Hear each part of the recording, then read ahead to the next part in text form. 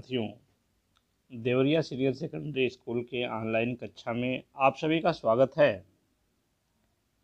पिछले व्याख्यान में हम सभी ने पढ़ा लेखक जाबिर हुसैन सालिम अली के बारे में। लिखते हैं कि केरल की जो साइलेंट वैली है उसको मरुभूमि की गर्म धूल भरी हवाओं से रक्षा करने का अनुरोध तत्कालीन प्रधानमंत्री चौधरी चरण सिंह से किया। चौधरी चरण सिंह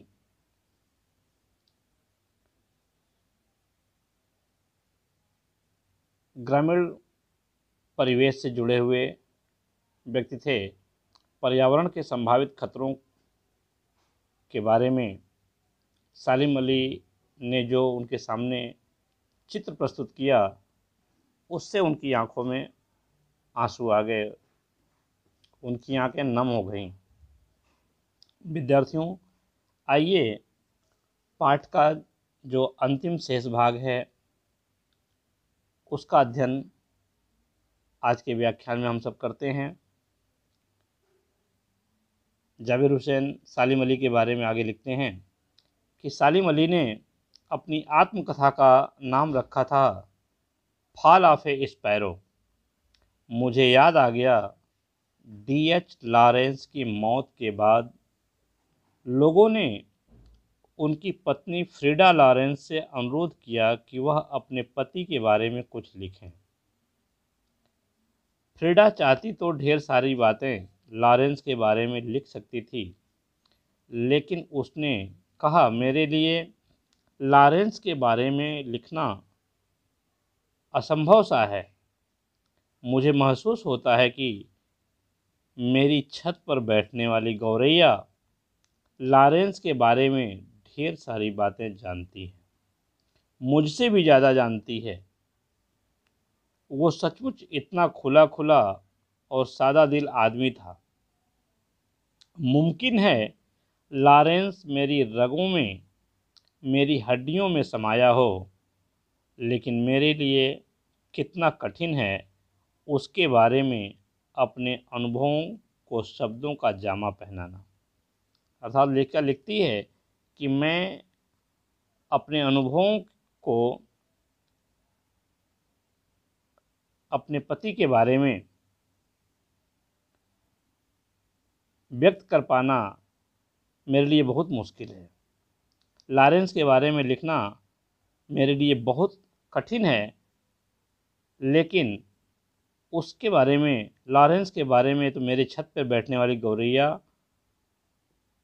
ढेर सारी बातें जानती है, मुझसे भी ज़्यादा जानती है, ऐसा उनकी पत्नी फ्रीडा लॉरेंस कहती है।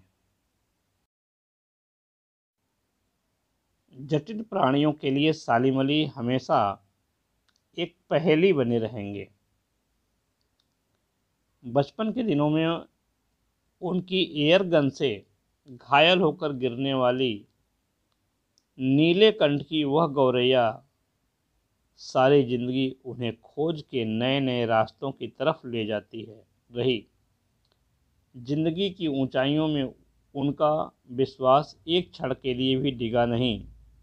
वो लॉरेंस की तरह नैसर्गिक जिंदगी का प्रतिरूप बन गए थे। यहाँ नैसर्गिक शब्द का अर्थ है सहज, स्वाभाविक। लेखक आगे लिखता है, सालिम अली प्रकृति की दुनिया में एक टापू बनने की बजाय अथाह सागर बनकर उभरे थे। टापू मतलब ऊंचाई पर बसा हुआ कोई जगह। कवि लिखता है कि टापू बनने की बजाय सालिम अली अथाह सागर बनकर उभरे थे। जो लोग उनके भ्रमणशील स्वभाव, भ्रमणशील बोले हमेशा घूमते रहने वाला जो उनका स्वभाव था, आदत था, और उनकी यायावरी, यायावरी का मतलब है घुमंतु, घूमते रहना, से परिचित हैं, उन्हें महसूस होता है कि वो आज भी पक्षियों के सुराग में ही निकले हैं और बस अभी गले में लंबी दूरबीन लटकाए अपने खोजपूर्ण नतीजों के साथ लौट आएंगे। जब तक वो नहीं लौटते क्या उन्हें गया हुआ मान लिया जाए।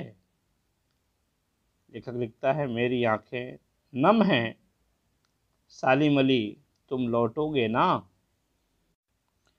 विद्यार्थियों, प्रस्तुत गद्यांश के इस भाग का सारांश इस प्रकार है। लेखक लिखता है कि फॉल ऑफ ए स्पैरो नामक पुस्तक में अपनी आत्मकथा सालिम अली ने कलमबद्ध की थी। कलमबद्ध करना मतलब सालिम अली ने अपनी जीवनी फॉल ऑफ ए स्पैरो नामक पुस्तक में लिखी। लेखक डीएच लॉरेंस की यादों में खो जाता है। लेखक डीएच लॉरेंस को याद करते हुए कहता है, उनके देहांत के उपरांत उनकी पत्नी फ्रीडा लॉरेंस ने अपने पति के विषय में अपने विचार लिखने का अनुरोध किया गया। तो बड़े ही सहज भाव से कहा कि पति के प्रेम में और व्यवहार का शब्दों में व्यक्त करना, पति के प्रेम और व्यवहार का शब्दों में व्यक्त करना उसके बस की बात नहीं है। सालिम अली के जीवन की खुली किताब उसकी छत पर बैठने वाली गौरैया खूब दक्ष भाव कुशल भाव से पढ़ सकती है। वे खोज के नए रास्ते पक्षियों के माध्यम से खोज लेते थे। जीवन एक स्थान तक पहुंचने के बाद भी उनका विश्वास कभी लड़खड़ा न पाया। वास्तव में प्राकृतिक सौंदर्य की छाया और उनके व्यक्तित्व में झलकती थी। लेखक उनको प्राकृतिक सौंदर्य का अथाह सागर मानता है कि जो हमेशा प्रकृति के सौंदर्य को देखने के लिए लालायित रहते थे। सालिम अली खान अपनी अंतिम यात्रा तक पक्षियों की खोज में लगे रहे। वे सोचते, अभी सालिम साहब शीघ्र लौटकर आएंगे। वास्तव में सभी के हृदय में यह भावना थी कि अभी साहब लौटें और उनके साथ रहें। विद्यार्थियों, आज ये पाठ समाप्त होता है। आपको अगर कहीं से समझने में मुश्किल आती है तो आप मेरे व्हाट्सएप नंबर पर संपर्क करके अपना समस्या भेज करके समाधान कर सकते हैं। धन्यवाद।